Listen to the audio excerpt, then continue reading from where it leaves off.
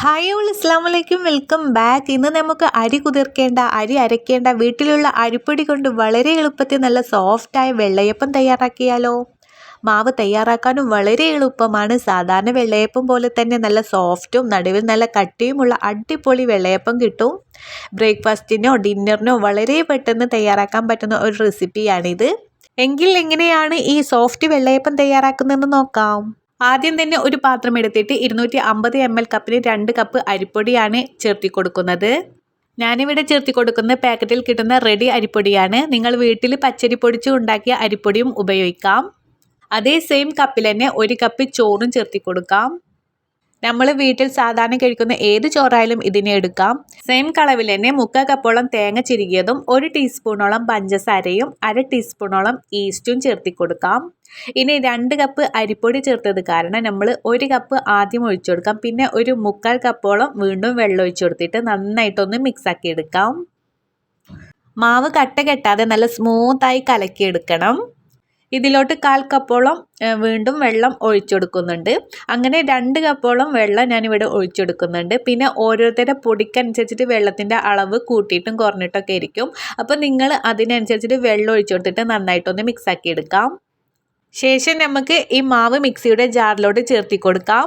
നല്ല ഫൈനായിട്ട് ഒട്ടും തരിയില്ലാതെ രീതിയിൽ നന്നായി അരച്ചെടുക്കണം.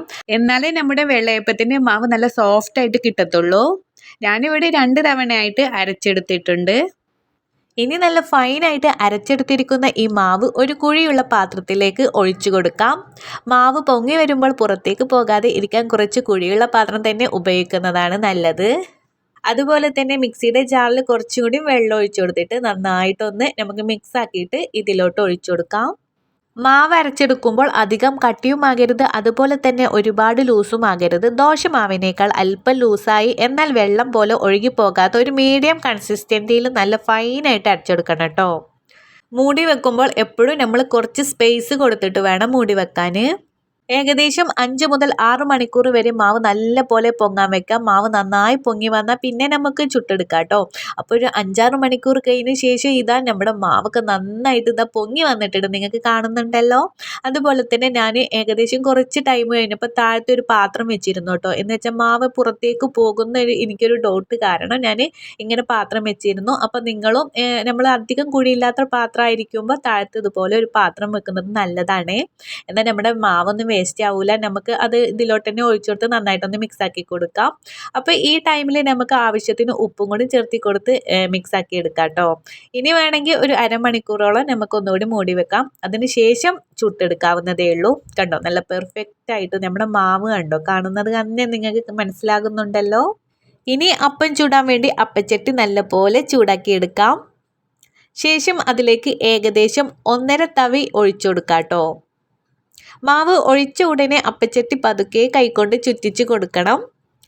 അങ്ങനെ ചെയ്താൽ മാവ് ചട്ടിയുടെ അരികളിലേക്ക് നല്ല പോലെ പരന്ന് നടുവിൽ കുറച്ച് കട്ടിയിലും സോഫ്റ്റായിട്ടും വെള്ളയപ്പം കിട്ടും. ഇനി മൂടി വെച്ച് നല്ല പോലെ വേവിച്ചെടുക്കാം.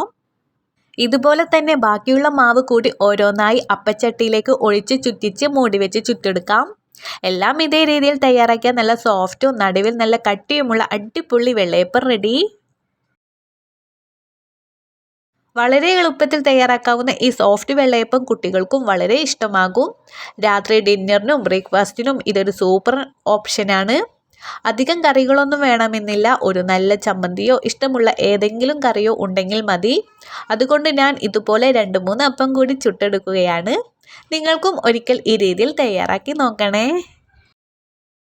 സിമ്പിൾ റെസിപ്പികളും അതുപോലെ ബ്രേക്ക്ഫാസ്റ്റ് റെസിപ്പികളൊക്കെ നമ്മുടെ ചാനൽ ഒരുപാട് ഞാൻ അപ്ലോഡ് ചെയ്തിട്ടുണ്ട്. നിങ്ങൾ കണ്ടിട്ടില്ലെങ്കിൽ ഒക്കെ ഒന്ന് പോയി സെർച്ച് ചെയ്തിട്ട് കണ്ടോക്കണേ.